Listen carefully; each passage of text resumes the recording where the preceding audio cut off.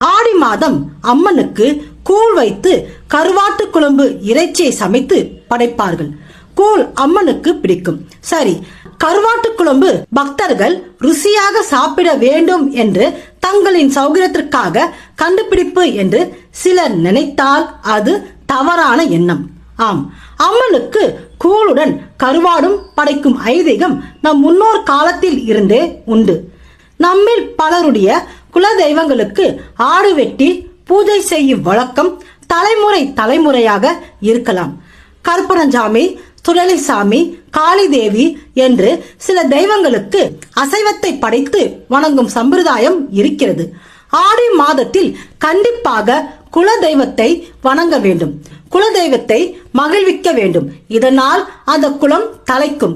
சிலரின் குலதெய்வம் என்பது அவர்களின் குலத்தின் பல 100 ஆண்டுகளுக்கு முன்பு வாழ்ந்த ஜீவன்.